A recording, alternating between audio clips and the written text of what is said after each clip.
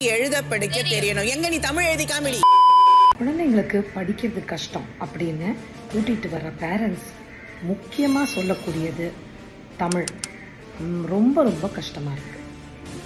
ஏன் அப்படின்னா டெவலப்மெண்டல் பீடியாட்ரிஷனா நான் என்ன சொல்ல விரும்புகிறேன்னா, ஆல்ஃபபெட்ஸ் மோர் தென் 200 ஆல்ஃபபெட்ஸ் தமிழில் இருக்குது.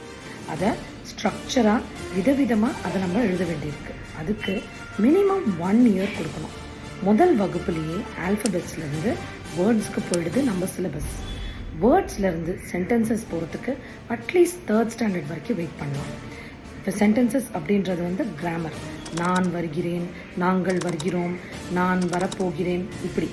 அதுக்கப்புறம் குட்டி குட்டி பேசேஜஸ், 3 சென்டென்ஸ் பேசேஜஸ், அதிலிருந்து சின்ன சின்ன பர்சனாலிட்டிஸ் ஒரு 4th ஸ்டாண்டர்டில் பண்ணிவிட்டு ஒரு 5th ஸ்டாண்டர்டில் லெசன்ஸ்க்கு போகலாம். செய்யுள், ரொம்ப கடினமான வார்த்தைகளை யூஸ் பண்ணக்கூடிய செய்யுட்கள் ஒரு 6ஆம் கிளாஸ்லேருந்து வந்தால் போதும். சின்ன சின்ன பாடல்கள் ஒரு 5ஆம் கிளாஸில் பண்ணலாம். இப்படி பாடத்திட்டம் மாறினா நிறைய குழந்தைங்க சந்தோஷமாக தமிழை படிப்பாங்க.